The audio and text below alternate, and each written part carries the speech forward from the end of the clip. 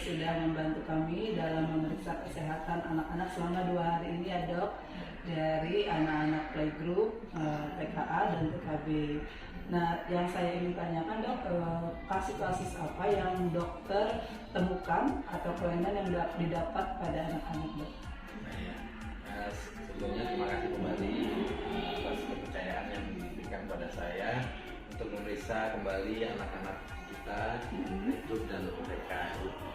Jadi selama pemeriksaan kemarin dan hari ini itu kita periksa anak-anak tersebut kelainan yang banyak ya masih klasik, masih seperti misalnya telinganya banyak yang kotor dan itu memadat gitu ya. Itu udah semenjak dulu memang saya sering periksa anak-anak tuh banyak yang seperti itu. Itu bisa jadi bukan karena orang tuanya yang malas bersihin atau memang kurang rajin bersihinnya, tetapi kebanyakan justru cara pembersihannya yang salah. Jadi pembersihan telinga itu biasanya kita kan suka pakai orang tua tuh suka pakai cotton bud. Nah, cotton bud itu sebetulnya kalau untuk telinga luar nggak apa-apa. Jadi bagian dalam telinga terus lubang yang kelihatan dari mata itu kelihatan itu luarnya nggak apa-apa. Tapi kalau udah masuk ke dalam itu harusnya bukan yang cotton bud, tapi ada alat yang seperti cotton bud juga, tapi ujungnya seperti bengkok sedikit gitu.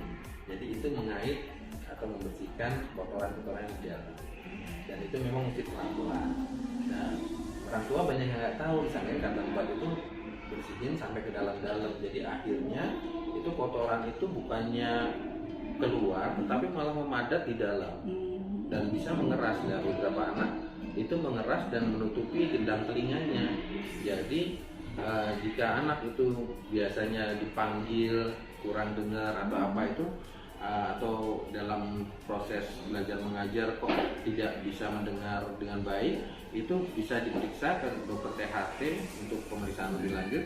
Itu barangkali itu kotorannya memadat dan nggak bisa dikeluarkan secara manual, tapi bisa juga oleh dokter THT biasanya disedot gitu atau dengan alat-alat khusus, tindakan khusus. Nah, itu yang menjadi konsen selama pemeriksaan 2 hari ini, itu karena kasus itu sepertinya banyak, dan itu dari dulu saya kalau periksa anak-anak Islamic Village, TK-nya dan playgroup-nya itu banyak sekali yang nggak seperti itu. Nah, yang kedua itu yang ditemukan dari gigi ya. Memang pertumbuhan anak-anak TK dan playgroup itu ya di gigi susunya memang ada beberapa yang gampang kropos ya. Jadi ya kalau seperti itu nanti juga nggak usah khawatir, seandainya memang ada yang kropos berlubang, nanti ada waktunya mereka gigi susu itu copot sendiri. Tapi kalau yang sudah ada keluhan seperti sakit gigi, bengkak, nah itu perlu penanganan lebih khusus, misalnya ke dokter gigi, nanti akan diberikan antibiotik atau anti radang dan ditambal gigi berlubangnya supaya nggak kambuh-kambuhan sampai dia nanti copot sendiri. Jadi yang paling konsen itu, dan beberapa ada yang memang ditemukan sedang pilek ya, sedang pilek dari pemesan, terus beberapa ada yang batuk, tapi itu nggak banyak, hanya beberapa saja. Dan biasanya penanganan dari orang tua karena tahu anaknya lagi pilek, lagi batuk gitu, biasanya memang udah dikasih obat batuk, buat pilek atau dibawa ke dokter gitu. Ya, tapi yang mungkin orang tua tidak tahu, pemeriksaan kami itu dengan otoskop namanya, jadi untuk memeriksa telinga. Nah itu kelihatan sekali di dalamnya itu kotoran itu memadat. Ya mungkin itu aja Bu, nanti bisa disampaikan kepada para orang tua yang nanti dari hasil pemeriksaannya itu terdapat kelainan-kelainan, nanti bisa informasikan.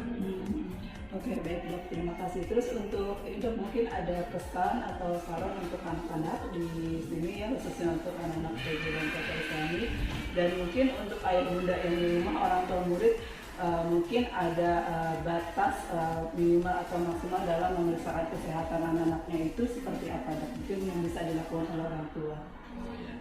Memang anak-anak ini kan rentan dengan penyakit batuk pilek ya, dan biasanya itu juga bisa diakibatkan oleh jajanan-jajanannya.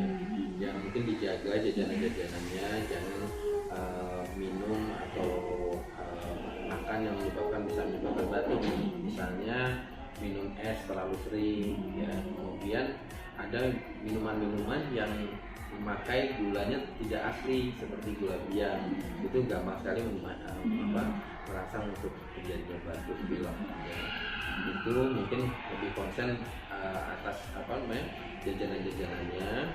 Kemudian untuk pemeriksaannya yang berkala itu ya, yang pemeriksaan secara sebagai orang tua itu biasanya ya yang paling terlihat aja ya, kuku misalnya, terus gigi, mulut itu mungkin bisa terlihat. Tapi kalau telinga itu bisa diintip sebetulnya pakai senter juga kelihatan gitu ya. Tapi kalau misalnya seandainya kotorannya memang banyak dan susah dibersihkan, ya memang mesti tindakan lebih lanjutnya mesti ada gitu. Misalnya dibawa ke dokter untuk dibersihkan oleh dokter atau dokter THT khususnya gitu. Ya, Oke, terima kasih banyak Dokter untuk kesempatannya ya di hari ini. Semoga anak-anak kita semua sehat-sehat selalu. Oke, terima kasih. Assalamualaikum warahmatullahi wabarakatuh. Waalaikumsalam warahmatullahi wabarakatuh.